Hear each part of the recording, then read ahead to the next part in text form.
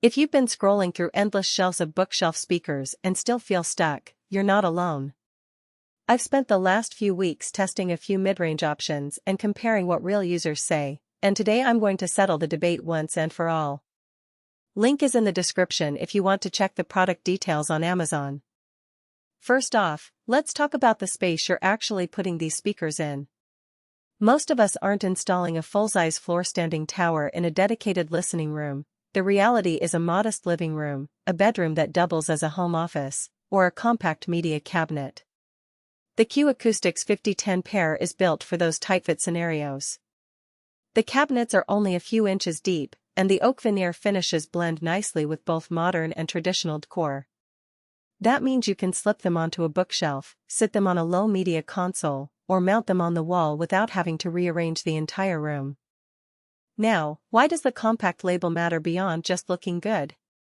In everyday use, the 4.5-inch mid/bass driver does more than you'd expect from its size. When I played a classic rock track with deep bass guitars and kick drums, the low end stayed present without turning the room into a rattling box.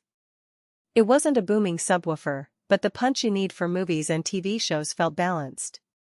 That's because Q's innovative woofer design focuses on controlling the cone's movement, which reduces distortion when the driver pushes harder. In a real-world living room with hardwood floors and a bit of echo, that control translates to a clearer dialogue during a drama series and less fatigue during a 2-hour gaming session. The tweeter is another practical point. It's a 1-inch unit that's protected, meaning there's a metal mesh covering it. For families with kids or pets, that's a small but genuine peace of mind feature. You won't have to worry about a stray ball knocking the cone out of shape. In practice, the tweeter delivers crisp highs on a violin solo without being overly bright. I noticed that, compared with a generic budget set, the 5010 keeps the upper frequencies articulate even at higher volume levels, which is handy when you're trying to fill a larger open-plan space. Who should consider these speakers? If you're a streaming-centric viewer, a casual gamer, or someone who just wants decent stereo sound for a record player without breaking the bank, the 5010 hits a sweet spot. They pair nicely with a modest AV receiver. Nothing over 80 watts per channel is required to drive them comfortably. People who already own a decent DAC or an amp for a vinyl setup will find these speakers give enough detail to notice the differences in record quality that were previously masked by cheaper boxes.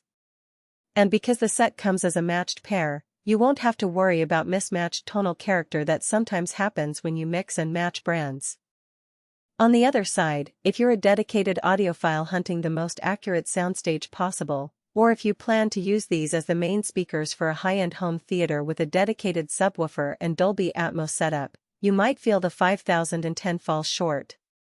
The driver size limits how deep the bass can go, so you'll still need a separate sub if you want that true cinema rumble. Also, the speakers are not biamping friendly, they're designed for a single amplification channel per speaker. If you run a multi-zone system where you want independent level control for each driver, you'll need a different solution. Let's talk about the actual wiring and setup. The package includes speaker wire connectors, so you don't have to hunt for extra hardware. You simply strip the ends of your speaker cable, pop the connectors onto the terminals, and you're ready. The polarity markings are clear red for positive, black for negative, so you avoid the dreaded out-of-phase sound where the stereo image collapses. In my experience, the biggest hidden trade-off is the need for proper speaker placement. Because the cabinets are small, they benefit from being positioned at ear level or slightly higher. Placing them too close to a corner can boost bass excessively, making the sound a bit muddy. A quick test: play a bass-heavy song and listen for any booming helps you decide if you need a small piece of foam or a slight reposition. Durability-wise, the oak veneer is more than a visual touch. It's also a fairly sturdy surface that resists minor scratches. The front grille is removable, which is handy if you ever want to dust the drivers directly. I've moved these speakers a few times, from a dorm room to a suburban apartment, and the finish stayed intact.